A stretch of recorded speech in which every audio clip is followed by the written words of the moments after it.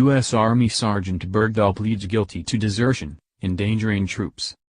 Fort Bragg, North Carolina, Reuters. U.S. Army Sergeant Bowe Bergdahl pleaded guilty on Monday to deserting his duties in Afghanistan in June 2009 and endangering the lives of fellow troops, a step toward resolving the politically charged case that could send him to prison for life.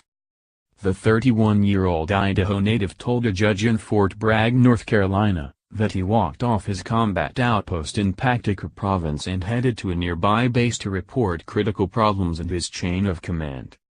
But he got lost after 20 minutes, was captured by the Taliban several hours later and spent the next 5 years in captivity.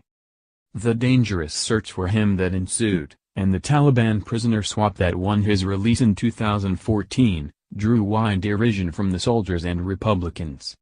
During last year's presidential campaign, Donald Trump called Bergdahl a no-good traitor. In court on Monday, Bergdahl admitted wrongdoing but said he never intended to put anyone at risk. "I didn't think there'd be any reason to pull off a crucial mission to look for one guy," he said, adding his actions were very inexcusable.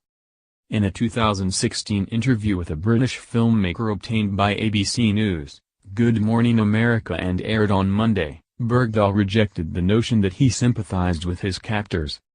He has said he endured torture, abuse and neglect at the hands of Taliban forces and was confined to a small cage for more than 4 years.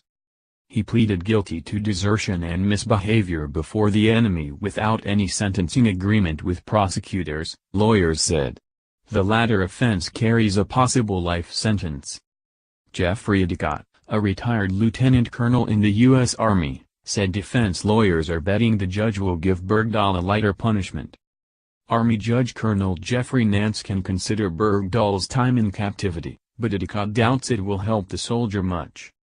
"He knew what the Taliban was, and he inflicted that on himself," said Paktika, now a law professor at St. Mary's University in San Antonio, Texas. Bergdahl, who remains on active duty in a clerical job at a base in San Antonio, said he tried to escape his captors up to 15 times. "The first attempt came on the day he was caught," he said. Blindfolded, with a blanket over his head and his hands chained behind his back, he decided to run from the village where he had been taken. But he quickly was tackled, he said, and taken to another location.